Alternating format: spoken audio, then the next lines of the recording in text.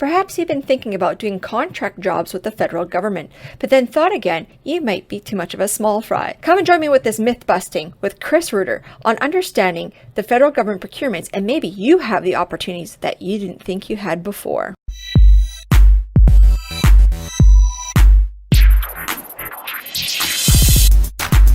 So as I said, I'm with the Office of Small and Medium Enterprise, providing support in navigating federal government procurement. Just a couple of pieces that kind of on the outset.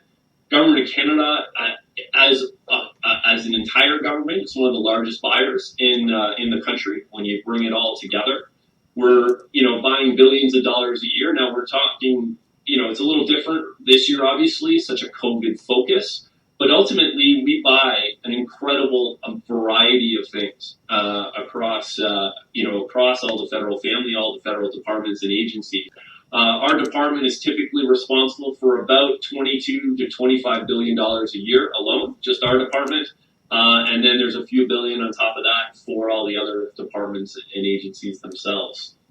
We have contracts that range from hundreds of dollars to contracts that range from billions. I mean, my first contract for pandemic flu vaccine was incredibly large. But then we also, buy cans of paint, for a quick job that we need done. So the range can be incredible. What's one of the most important things to note is that while we certainly see in the industry, in the media, what we see from the federal government is jet planes, ships, huge volume contracts, large multinational corporations. But the reality is that 90% of the volume of our contracts go to small and medium enterprise. So there's actually quite a lot of opportunity out there. Now, from a dollar value perspective, that's different. I mean, those are billion-dollar contracts for large multinationals, for sure. So the dollars certainly lean towards the larger dollar value contracts and the larger companies that are doing those. Champlain Bridge in Montreal, for example. But the volume of contracts is 90% to small and medium enterprise, which usually surprises quite a lot of people seeing this for the first time.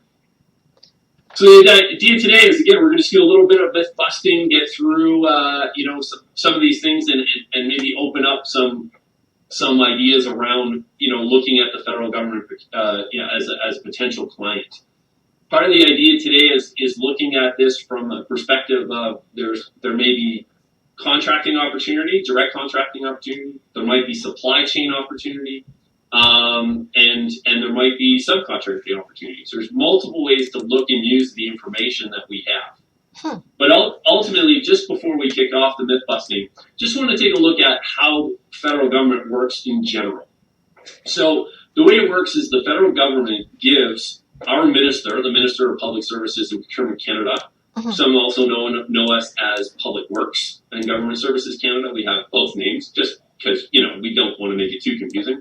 Yeah. And so we have the government gives our minister the authority to buy on behalf of everybody else, okay, all the other government departments and agencies. Now, our minister then delegates some of that authority to those 100+ government departments and agencies. So every department has some authority to buy on their own. Gotcha. Okay?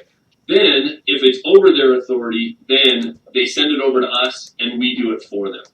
So, top 10 myths. So, number one, government does not buy from small businesses. Well, we've already sort of established that. We've got 90% of our contracts go to small and medium enterprise. What's important to note, and I tend to say this rather bluntly, ultimately, we don't care, what kind of entity you are. We don't care what kind of business you are. If you can be a solopreneur, you can be a partnership, you can be a private, you can be joint venture, you can be a social enterprise, a nonprofit, startup. So like the business structure. So the business structure doesn't matter, like that.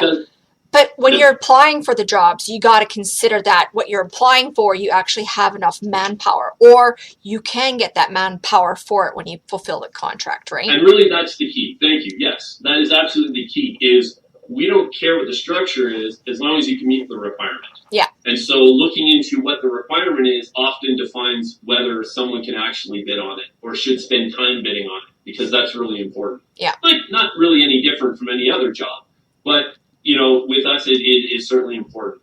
As long as you're a legal entity to do business in Canada, we don't care. As long as you can meet the requirements of the job. Gotcha. Government procurement is centralized. So we've seen this already. We talked about this a little bit already. Every government department has a certain level of authority. Most departments, and I say most because some get some special authority, okay?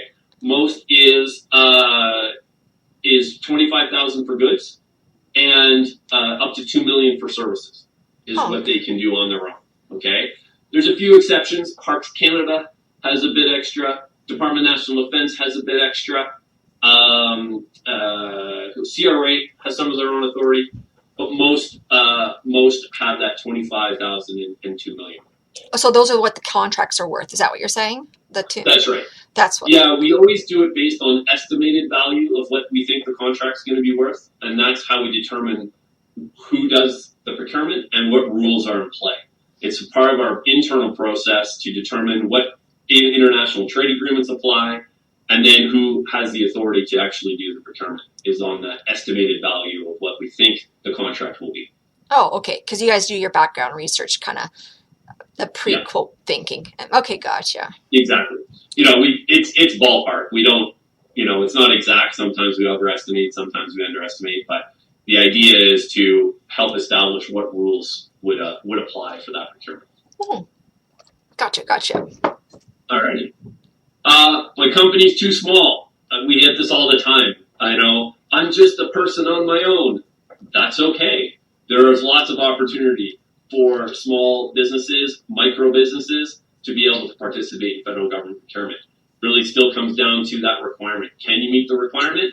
A lot of times the opportunities are in that sub $25,000 range. Yeah. Where it is, smaller volumes, or it's in the services area where we need a consultant, or we need a web designer, or we need we need engineering consultation. And there's particular procurement instruments we put in place in order to do that and be able to access those goods and services. So you can be a one-person shop and still participate. If you're on the list once for a job, are you on the list kind of like in a Rolodex index again for that type of job again, or do you have to kind of like resubmit for those? Great question, and we're a few minutes in here. This is pretty good.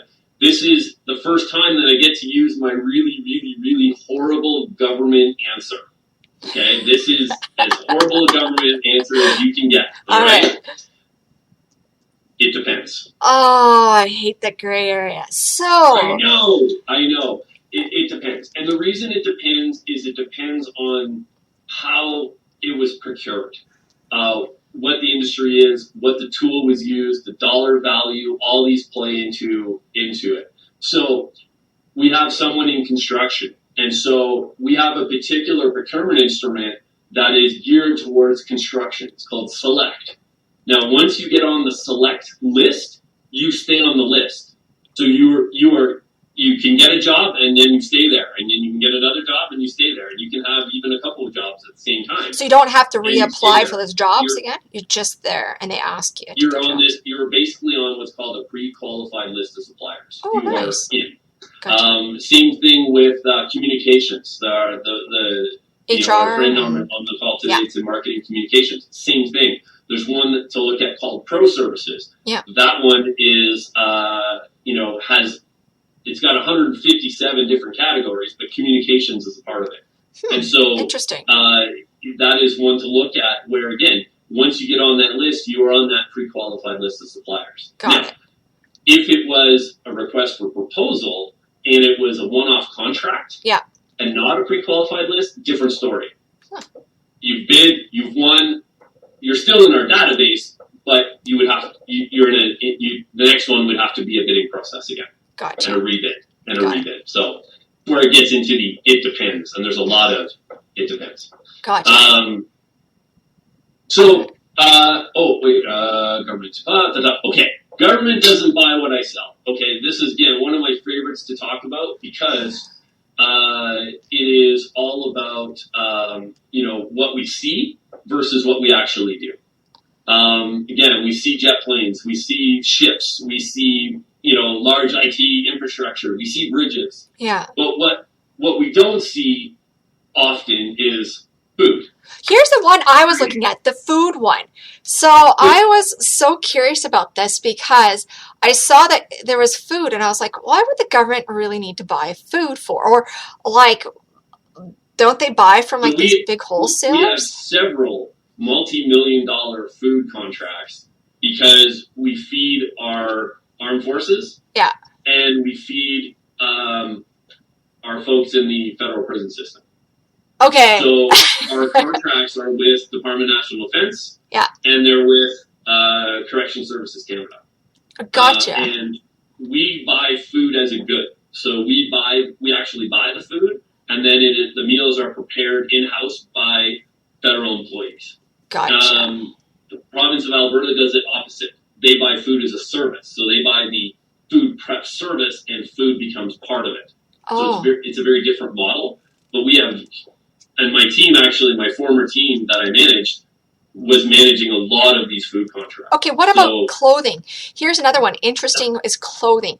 So tell me a little bit about these kind of clothing contracts. Like, are you looking for like cloth materials? Or are you looking for people that are army forces? Okay, I know they need it, right? You ready for my answer? It depends. It depends. So a lot of our stuff is very strict regulatory clothing requirements. RCMP uniforms, Department of National Defense uniforms, very, very strict regulatory clothing requirements. Okay? Gotcha. The rest is, it depends. I mean, we had cloth masks recently, so there was a clothing component to cloth masks. Gotcha. Sometimes it's socks. Yep. Things do come up. It really just depends on what the department requires. We don't know. Parks Canada uniforms comes up. We don't, it's such a variety. It's hard to really say, but the requirement in the document, the actual tender document, will tell you exactly what it is that need is required. And if not, if there is a description in there, I think it's in the third session, we were going to talk a little bit more about this. If we don't understand what is being required, there's always a contact number that we can contact you guys to get clarity, right? Absolutely. All the time. That's really important. That's really part of our finding opportunities conversation. But it is really important when there's a live tender going on. Yeah. There will always be a single name associated with that file. That's the contracting officer for that procurement. Gotcha. That person is the person to contact. Because they'll know. No one else to contact. Because they'll know for sure. No one else is going to talk to you. All right. In fact, that person, if it's a live tender situation, probably won't talk to you either. And because our principles of federal government procurement are based around one simple phrase: open, fair, transparent. Yeah. So when we have a live tender, we can't communicate regularly with suppliers, even with questions. So there's a period in which to ask questions. And we highly encourage any business that has a question about a tender, send it to that person that's on the document. Very, very important. Yeah. You probably are not going to get a direct answer, because the way it works is our contracting officer is going to go and take that, go and get the question, go get the answer, translate both so it's in English and French, then post it as an amendment to the actual tender document. Got it. So that everybody who's interested is working off the same information. Got it. So it's fair information to be posted. The worst situation for that is that if, the 5 people we have today, if they were all in the same industry, all bidding, all send me a question that's slightly different, and I all answer them slightly differently, we're working on slightly different information. Gotcha. And that's not fair. So we make it very, very strict in the way we communicate through the process. Thanks very much. Okay. Good point. One of my favorite examples, just on this for just a second, is down in southern Alberta, we have CFB Suffield. So Canadian Forces Base Suffield. Mm-hmm. What's unique about Suffield, the Suffield hosts 2,000 to 3,000 British troops normally, not COVID times, but normally, British troops come over and train here. And so as part of their training, they need an enormous variety of things. Yeah. So they do a great presentation where they need plywood, they need fence posts, they need wiring, they need paint, they need actors to come and play village people, they need oh, that's artists. Interesting. That's pretty awesome. These are all contracts. Nice. These are all federal contracts. Now, they're not going to be on buy and sell. They're all lower, smaller dollar value, but these are all contracts that are available to be had. Nice. So the range is incredible. The government only buys from known suppliers. Again, I really like this one because this is a yes and no answer. Okay? We have instruments that I mentioned, Select, Pro Services. Those are pre-qualified lists of suppliers. You need to be on there, and you need to be known. So you want to be known to departments that you are on there. You are absolutely allowed to communicate with government departments to say, hey, I'm here, I'm available, I can do this work. You can market yourself to government departments. There is no issue with that, okay? Now, you can't do it during a live tender. Yeah. That's another ballgame. But if it's not specific to a live tender, you can absolutely market yourself. So you can be known. Now, if we're doing an open tender, buy and sell, bigger dollar value, open tendering, then being known is irrelevant. It means absolutely everyone gets evaluated on their own merit, on their bid regarding the requirement and what is being evaluated. So there is no, it's irrelevant in that case. Do people get kicked off the list? Yeah, absolutely. If you do a crappy job, we're kicking you off. Well, we'll get into vendor performance later. All right. Government procurement is complicated, and you need to know the right people. Okay. So yes, I hear that one so many times. Yep. Okay. Is it complicated? Yeah, sure, it can be. Is it repetitive? Yes. So in the outset, especially if this is your first time embarking in this area, sure, it's going to be a bit complicated. Our documents are long. The language is not super friendly. It takes a bit of getting used to. But what you'll find is that the way we do it is very repetitive. Each one's unique. They'll have their own little nuances, but the structure of the document's the same. The information in there is ordered the same way. You can get used to the process, okay? So it becomes less complicated. Got it. Now, knowing the right people, okay, two things here. Yeah. One is that the person on the document that you want to bid on, that is the right person, if it's a live document. If anything else comes out of today, I'm hoping you view me as being one of those right people, okay, and my team, because we're here to help you. Of course. All right. I know it's a crazy concept that there's a federal government team designed to actually help. I know. I get That's why you're here today, right? These are just why we have to have you here. People don't realize there's stuff. Yeah. I hope that I become, or my team becomes a contact for you to be able to reach out. That if you have questions about federal government procurement, I can look to a degree at a live tender, but there's a line in the sand that I can't cross when it comes. I have to keep an arm's length, part of that open, fair, transparent. Yeah. But I can always help, and my team can always help through the process. Nice. So hopefully we become one of those right people for you. Absolutely. For sure. Government procurement is difficult and time consuming, sort of continuing the theme from the last one. Sure. Yeah. It takes a lot to look into, right? Our website's full of an enormous amount of information. So yeah, it can be. But again, as that repetition, you get used to it, becomes a little bit easier. As we do this and our next presentation, our group does one-on-ones with businesses to help navigate that space even more refined for businesses to cut down on some of that research time. What we understand is that small businesses, you don't have a lot of time. Yeah. You're running your show. So if we can help refine that and make it a little bit easier, we'll absolutely do that. Hey, Chris, I'm just going to cut in here. I'm just going to let everybody know that we do have 2 more sessions coming up. So it's every Tuesday at 10 o'clock. The next session that's coming up is the registering as a supplier to the federal government, where Chris is going to talk again how to do that.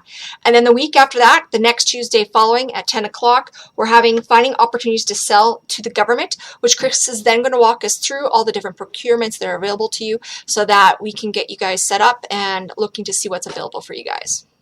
All right. Awesome. Thank you. I will see if we can get through and That's see. okay. I'm doing decent on time. You're doing pretty good. I think everybody's good. Whew.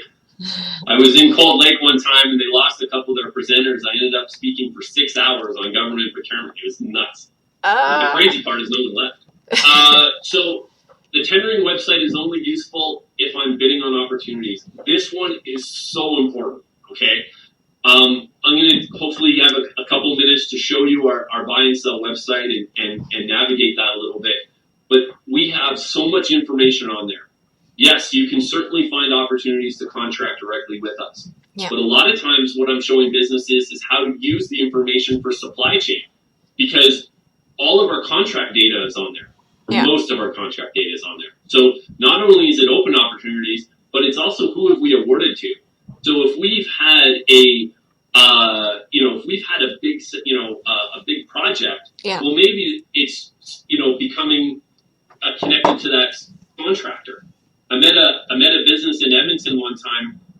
This guy, he was so nice, and he was so excited about his coffee, but we don't have coffee contracts. We have beverage contracts for an entire forces base, so he didn't have the volume or the variety to be able to do that. So what we looked at was, who are our beverage contracts with? Call them.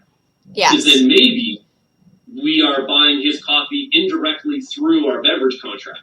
Got it. So you're working with a group, basically. Right. Got it. That beverage contractor probably has a hospital or a school or a university as a contract, and maybe there's new opportunities there. So it's not just about straight bidding and not just about straight contracting with the federal government. There's lots of ways to use our information. Got it. We're a little short on time, so I'm not going to go through this, but this is where I get a little more procurement geeky on everyone and talk about our different documents. Really what I wanted you to point out here just very quickly is that the RFP is typically what we're doing in order to get a contract. Mm-hmm. And then those pre-qualified lists of suppliers, that's where the standing offer and the supply arrangement come in, okay? We'll get into this, we'll do this the next time as part of finding opportunities. I'll get into this so that I can explain what documents we're looking at when we're finding opportunities and what the differences are. But this is going straight bidding for contracts. These two are different types of pre-qualified lists of suppliers. Request for standing offer. Yeah. Okay. Yeah, standing offers and supply arrangements. You must have special security clearances for government contracts. Here's a great, it depends, okay? If you're going to do work on a Canadian Forces base, actually physically present on the base, you are going to need security clearance. Yeah. Most of our contracts do not need security clearance. It will say inside the document. So one of the key features in it will be a clause about security clearance. It'll tell you if you need it or not. If you do, you can request it through the contracting officer who is running that particular procurement. Okay. Hold on, say. And then there's a process for that. So if you get the bid, then you ask them to put you through the security clearance? Is that what you're saying? Sorry, you actually do it as part of your bid. So when you are interested in bidding on that procurement, you would request it during the bid period, not later. You would do it right away. Oh.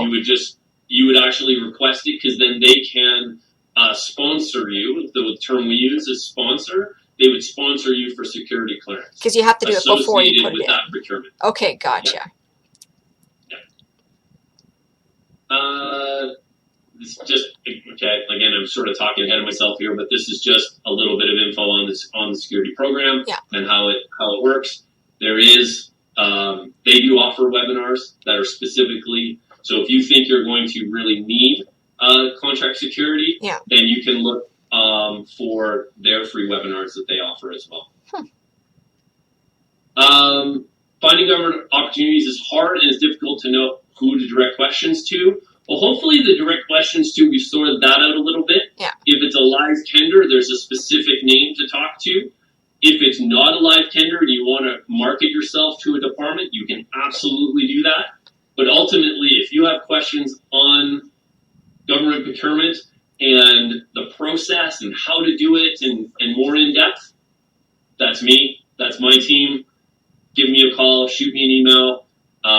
We'll sort out those questions. But you also said, though, on the procurements that there is a list of the name of who is responsible for that. So, as a live tender, yes, there is a particular name, and that is the person to ask questions especially about that particular tender. But we'll see that definitely next week on those other topics. Okay, gotcha.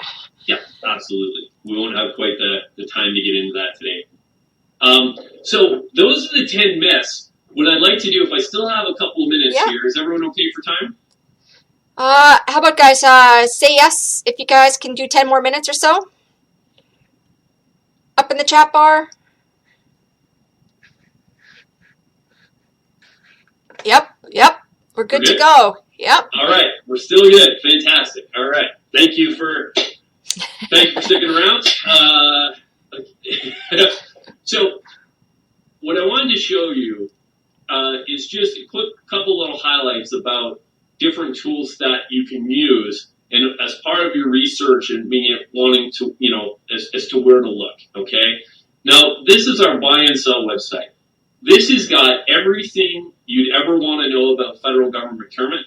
It also has everything in your life you would never want to know about federal government procurement. I mean, it is all in here. And so, as a business, you would probably, guarantee, I can't wait for our marketing communications to take a look at our site, because you would never design a site this way, but we have public information that we need to have available. So a drop-down box would normally have 4 or 5 options. If you hover over 4 businesses, you get this enormous drop-down box with an insane amount of information in it. Yeah. So one of the things that we do, and the Finding Opportunities one we're going to do in a couple weeks, is all going to be about sorting through this information. What I do with a business in a one-on-one is often narrowing down this information to find what you need in order to be able to move forward a little quicker. But it's got everything. Next week is all about registering as a supplier and going through that process. So that's all right here. If you wanted to know more about the procurement strategy for Aboriginal business, that is all right here. If you are interested in the contract security program, you can find out more info there. Canadian Collaborative Procurement Initiatives, right here. If you really are interested, you really got some time for some reading, you can even take a look at our supply manual, which is what the buyers use to actually run our procurements. Or you can take a look at all the clauses and conditions that we use in different procurements. They are all right here. So it's all accessible. It's just managing and trying to find all this information. Okay? Gotcha. Because we had a couple of folks that mentioned construction, marketing, communication, consulting. Yeah. One area I mentioned select and I mentioned pro services. So if I look at register to provide services here, I'm just going to open this one up quickly. Down in this box here, here's select. Construction, real property maintenance, engineering, consulting services. These are for contracts up to $100,000. This is a pre-qualified list of suppliers for this industry. Just a reminder, everybody, we'll be getting to this next week, so we'll get more details so you guys won't get lost during this whole entire process. So take a look, but we will be there for you guys next week to cover this in more in depth and detail for you. Yeah, and then here's the one for pro services for marketing communication. So these are this is just an area of where to look. You can navigate by active. So if you wanted to look at all active tenders, I can just quickly take a look. What's going on right now? There are 649 active tenders for all industry, all goods and services, construction, everything that we're looking for right now. There's 649 right now going on in the federal government. Nice. Again, we're going to refine this. We're going to look at this at the next presentation. But just as a quick look, I mentioned, looking at contract awards. That's right here. Contract awards is right here. So you can click on that and do some searching that way. Yeah. So this is just a quick little taste on what and how we can navigate buy and sell and what we can do. But when we do the finding opportunities one, that's when we'll go in and really, refine some searches, how to create alerts, how to use our GSIN codes, how to use these different things in order to really make it personal for ourselves to stay on top of opportunities with the federal government. Yeah. Now, I mentioned marketing yourself to a department, okay? We have something called the Government Electronic Directory Service. So if you were to Google GEDS, as we like to call it, yeah, you would get to this site, okay? And this has, if I click on department listing, yeah, this has all the departments and agencies in here. So if you're looking for a particular department to be part of, this is kind of like the other way to search through it to see if you can find it, right? Your type of bid that you're looking for. Exactly right. If you think there's a department that you want to target, yeah, and then market yourself to them and communicate with them. Now, I'm not going to say it's easy, right? Yeah. We're a bit shy, the federal government. We can be when a business is calling, but this is a way of letting people know that you're available. I love using Parks Canada as an example. If I click on Parks and I go to Operations and I go to Alberta, I can get down to the field unit. What they're looking so if for. I wanted to actually speak to somebody in the Jasper field unit or the Banff field unit, yeah, I can click on Banff and I can actually look at who they are, what their phone number is, and what their role is within that field unit. Yeah. So it can really help you narrow down who you may want to try and reach out to. It'll probably take a bit. It'll probably take multiple call-outs and phone calls and emails and stuff. Yeah. But that's how far you can get into using this information to reach out. Gotcha. Okay? Gotcha. There's one other one I want to show you, and this one is very, not a lot of people know about GEDS. Very few people know about this. If you Google Proactive Disclosure Canada, okay? Again, we're going to get into this in a couple weeks as well, but Googling Proactive Disclosure Canada should get you this site right here, okay? And when I click on that, I'm going to be able to search government contracts. Now, we have an obligation at the federal level to declare all contracts over $10,000. Now, buy and sell is more real time, but it's $25,000 and up. The delta of $10,000 to $25,000 can be found in here. 10 to 25, so the lower bid contracts. Yes. So these would probably be more for the 1 to 2 to 3 team people that are not able to probably grow for the larger contracts, but this is kind of a good start for them. Yeah, it also depends on the industry. If it's small training contracts or small consulting contracts, or if it's sometimes it's those 40 buckets of paint that they got to go buy, right? That kind of thing can be in here as well. And so by using this, you can search by keywords through this to find out who's buying what.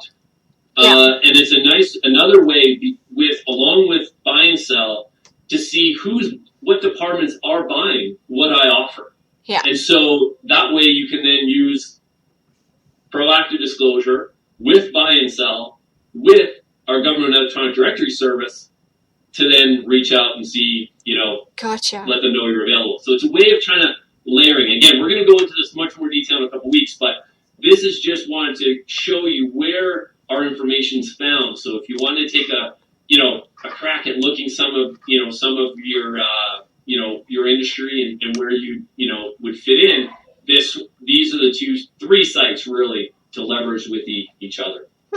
Thank you for joining us. So next up, registering as a supplier to get those government contracts. Don't forget to click like and subscribe to get the most updated information for small businesses.